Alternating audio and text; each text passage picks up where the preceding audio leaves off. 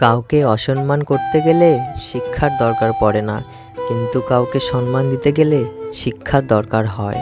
আর সেটা হলো বাবা মায়ের দেওয়া শিক্ষা। ছেড়ে যাওয়ার সিদ্ধান্তে যে অটল, তার কাছে নিঃস্বার্থ ভালোবাসাটাও একটা অভিনয়।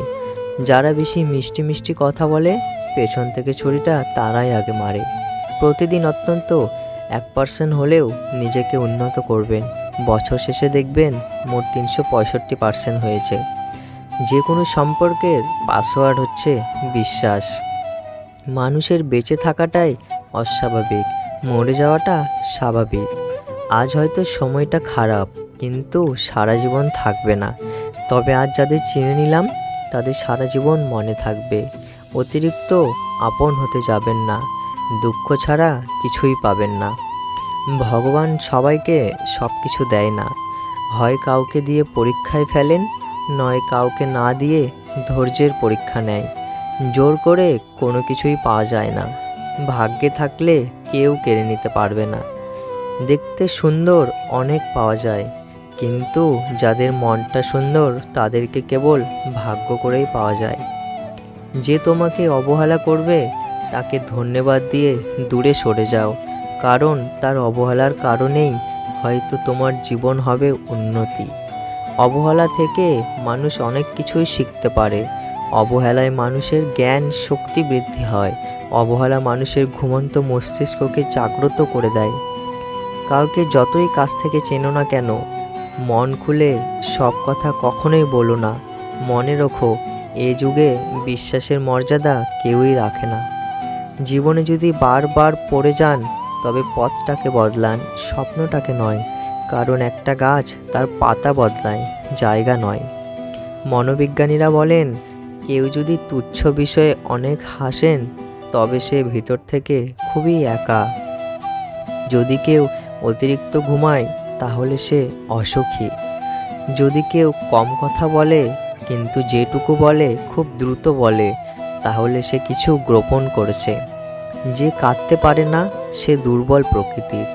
যদি কেউ অস্বাভাবিকভাবে খাবার খায়, তাহলে সে কোনো মানসিক চাপে আছে।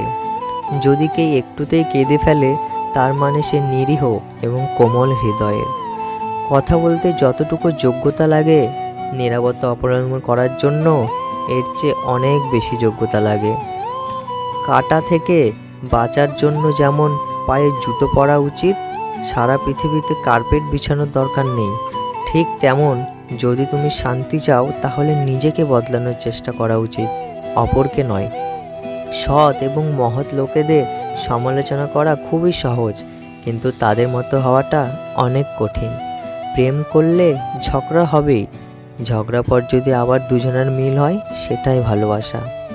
হারানোর যন্ত্রণাটা কেবল সেই বোঝে যে তার প্রিয় মানুষটাকে হারিয়েছে। মানুষগুলো কেমন যেন হয়ে গেছে, কেউ প্রয়োজন ছাড়া খোঁজও নেয় না। আমরা সবসময় মনে করি আমাদের স্মৃতিশক্তি খুবই দুর্বল, কিন্তু যখন আমরা কাউকে ভুলতে চেষ্টা করি, ঠিক তখন বুঝতে পারি আমাদের স্মৃতিশক্তি কতটা শক্তিশালী।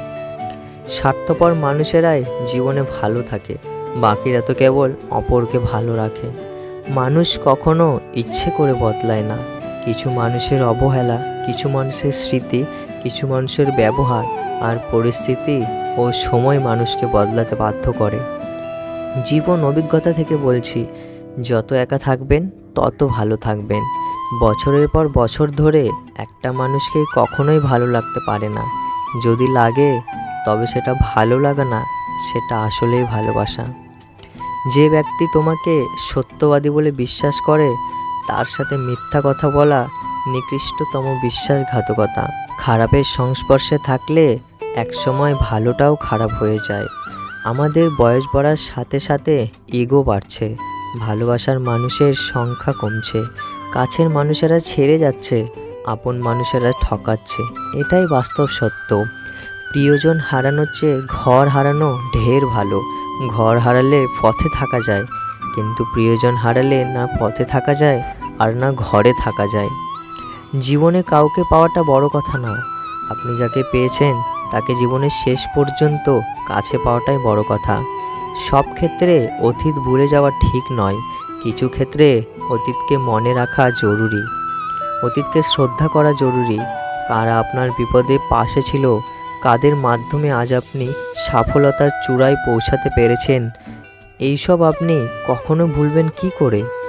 কেউ যদি আপনাকে খুব বেশি প্রায়োরিটি দেয়, তাহলে ভাববেন না মানুষটা অনেক সস্তা। আপনার কপালটা অনেক ভালো, কারণ পৃথিবীতে এত মানুষ থাকতে সে আপনাকেই প্রায়োরিটি দেয়, আপনাকেই সবসময় বুঝতে চেষ্টা করে।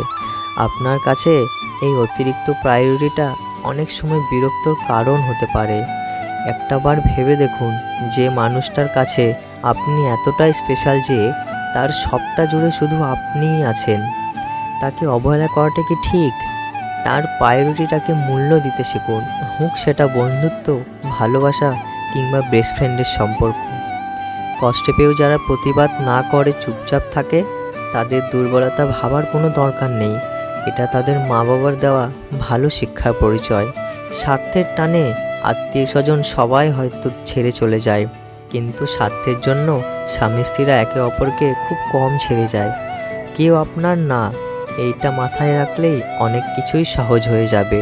চাপ কম লাগবে, নিজেকে ফ্রি মনে হবে। যতটুকু পাবেন মনে করবেন বোনাস। কখনো কারো সামনে নিজের সততা ভালো হওয়ার কথা বলতে যাবেন না, কেননা আপনার প্রতি যার বিশ্বাস আছে তার কাছে তেমনটি প্রয়োজন নেই। আর যার আপনার প্রতি বিশ্বাস নেই, সে কখনোই এটা বিশ্বাস করবেন না। নিষ্পাপ হয়ে এসেছিলাম, পাপী হয়ে যাব। ভাবিনি এই পৃথিবীতে এত কষ্ট পাবো। বন্ধু হলো, বান্ধবী হলো, কেউ আপন নয়। ক্ষণিকের এই পৃথিবীতে সবই অভিনয়। সবাইকে নিজের মতো ভাবতে যেও না, প্রতি মুহূর্তে ঠকে যাবে। কথাটা তেতো হলেও সত্য, তুমি যার কাছে সোজা সরল হবে সেই তোমার সস্তা ভেবে ছুঁড়ে ফেলে দেবে। ধনুক থেকে বেরোনো তীর আর মানুষের মুখ থেকে বেরোনো শব্দ একবার বের হলে তা আর ফেরানো যায় না। অপরিচিত মানুষ কখনো ঠকায় না, ঠকায় তো কাছের মানুষগুলোই। জীবনে সব কিছু থাকলেও মানুষ সুখী হতে পারে না যদি না শান্তি থাকে। তোমার মূল্য যে বোঝে তাকে কখনো অবহেলা করো না। তোমার গুরুত্ব যে বোঝে ভুল করেও তাকে ছেড়ে যাবার কথা মনে করো না। বয়সটা অল্প হলেও অভিজ্ঞতাটা এই বয়সে অনেকটাই হয়ে গেছে।